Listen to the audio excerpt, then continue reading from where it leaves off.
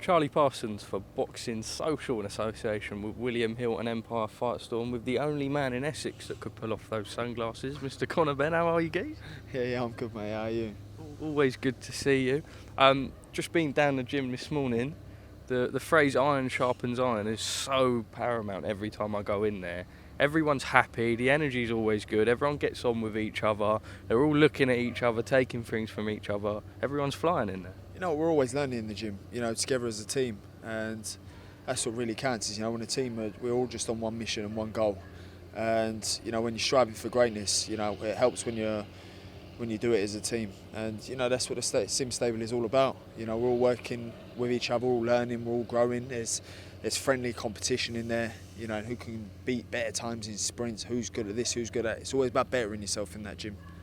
How nice is it for you now that we sort of look at the potential of a return after what has been a long 18 months to be back, and it's sort of being like, this is it now. You're waking up with purpose in the morning. You know that everything could be soon back under the way.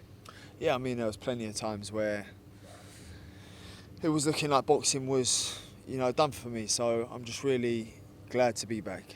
I'm so excited to be back. It's like I had a new lease of life in me. No boxing, no life. And, it's frightening when boxing can be taken away from you. So for me, I'm just grateful for every day. Boxing's like air to me. I live this. This is what I do. Just excited to be back, man. Funny you mentioned that, Con. It's interesting because a lot of fighters, obviously, their whole life growing up, all they've known is boxing. Then fighters are pro. We know about Kell Brook's struggles when he retired. It is difficult when you have the only craft that you've ever perfected, and when I say perfected, it really is perfection for you guys, to then just have it taken away from you. It must feel so naked. Listen, my situation was completely different. Mine was literally taken. There's so much left for me to achieve. There's so much more ambition left in me to accomplish. I feel like there's no ceiling to my career, and never has been a ceiling to my career. So for me, it was a matter of, is this it then? Is this it? And for me, that was one of the scariest periods of my life. Definitely most frightening. So, yeah, I'd listen. I don't take it any day for granted. I'm just excited to be back. I can't tell you how much I am excited to be back, just to be able to do what I love to do, be able to fight, and just entertain the supporters, man. Just being a natural-born entertainer. Let me pick up on that. There are rumours. I don't know if you're going to be able to confirm or deny, but next week, Matchroom go to Orlando. Richardson Hitchens and Jose Zepeda with a co-main event of Jessica McCaskill, Sandy Ryan. It's a great card, Con. It's sort of rumours floating about it. You will be on that card. Are you able to say much? I can't confirm or deny, but what I can say is if they presented a fight to me this weekend, as in, the 15th, 16th of this month, I'll be ready. So the following weekend, be more than ready. If that's the fight, then that's the fight.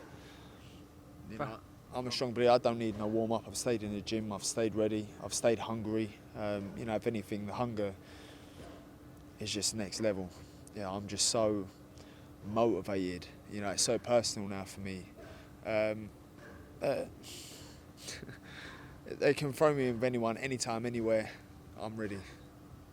We talk about motivation. You'd have if this could ever have been taken away and everything that you've gone through taken away from you, I'm sure you would, but obviously you've come out the other side of it now. Do you feel more motivated and mentally strong than ever?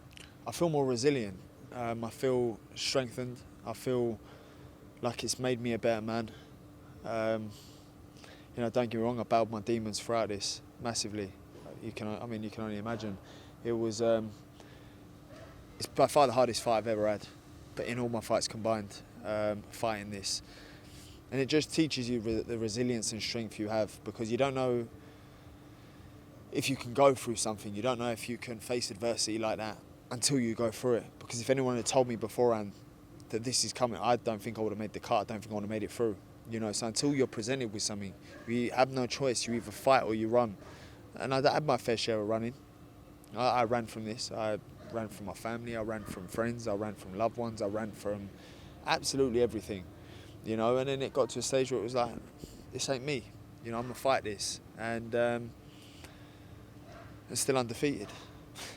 You say anyone, any place, anywhere. I suppose I've not been able to ask you. We may have had the brief chat off camera, but now reflecting back on Chris Eubank's win over Liam Smith, a lot of people did have the same going into the fight. Fair to say a career best performance from Chris Eubank Jr? I wouldn't say career best, because I believe the old Chris was better than the Chris he was on that night. Chris, he used to take no prisoners, and he used to fight, used to be ferocious, used to come out and, was relentless. So when you want to do the comparison as career best performance, what with someone with 2 broken legs? You sit there and you just go, yeah, the guy, Liam Smith, threw 33 punches around. I mean, not even around, 33 punches in the whole fight landed. So you tell me how that was a career best performance, or even a good performance as a whole. You may as well have been in there with a punch bag. That's no disrespect to Liam. Liam wasn't Liam on the night, from the weight issues and they're all excuses, because really you shouldn't put yourself in that situation anyway, but it's a valid reason as to why he was the way he was on the night. So it's like, career best performance, far from it. Not impressed at all. And I know he's saying my confidence may have withered down after seeing his fight, but nah, mate. If anything, I'll knock him out in 3 rounds. Nothing to not with the slightest bit concern jumping up to 160 and beating him convincingly. Let's pick up on that then. Going up to 160, you wouldn't rehydrate massively. That's not an issue for you? Yeah, listen, I'm a welterweight naturally, but I walk around at super middle, and I walk around at super middle in shape. So for me getting down to 160, and I say get down, I haven't got to put on. I walk around like 178. It all just depends on your training and manipulation of diet and manipulation of whatever training it is you're doing. Because you can put on mass, you can lose mass. So this next fight potentially 154, and then Eubank straight after, providing he wants the smoke. If not, then I'll drop back down to 147, go get in world titles. I'm right in line. You got Barrios, you got Ramirez, you got Ugas, you got Thurman. These are all the names that we wanted to make. Obviously, we couldn't make them fights because of the politics of it all. That was the only reason them fights couldn't get made. Barrios we offered, Ugas, Ramirez, Thurman, and there was one more. I can't remember who the other person was, and we offered them for the fight. But obviously, different TV broadcasters, it was just hard to make. And then the Eubank fight come along, and that was how the Eubank fight come along. But we wanted these names, so there's options. There's world title honours, and then there's the big domestic fights, Kell Brook, Taylor, Eubank.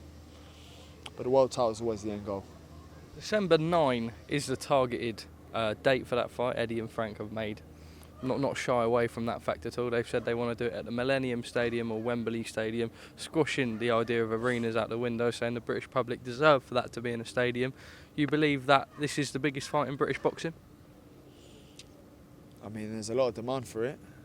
I think the difference now is it's so personal between me and Chris. It's, you never kick a man when he's down, and especially going through what I was going through, and then lying about the truth. It's not the right thing to do. So there's only one way to settle this, and that's in front of 75,000 people. And I get to do the honours. I'll probably be doing everyone a favour, to be honest. Just lastly from me, you mentioned about picking up belts at 147. Looks like they could end up being fragmented at some point, whether the Errol Spence rematch happens at 154 or whatever. Would you be happy to fight Eubank at 160 and then come down and fight at 147 with whatever opportunity arose? That's always the plan. That's always the plan. I can make 147, no problem, but I can also fight at 160. The difference between me and other fighters jumping up from 147 to 160 is I carry my power. I spar light heavyweights, I spar cruiserweights, super middles, and I'm talking world class, fighters in our gym, so, and in other gyms. It's no difference to me. You know, I know what I'm doing in sparring, and I carry that into the ring. You know, power is one thing you can't train. You're born with that. You can't train power. You know, my DNA is strong. It's evident. The evidence is there. The DNA is strong. So, yeah, I'm not concerned. I got up to 160 just for this fight. See what fights are at 154. But as far as world titles go, 147's the weight for me. Conor, final message to your supporters and fans who, I suppose, potentially not long to go now for that long-awaited ring return. Yeah, no, just forever grateful. I mean, it's been one hell of a journey. You know, it's been ups and downs, a bit of adversity, but I'm just grateful for all the support that the supporters continue to show me. To be honest, you know, it's nothing short of a blessing. So I'm forever grateful, and it's about to get back. Road to redemption. Let's go. Conor Benn, top man. Thank you for speaking to us at Boxing Social.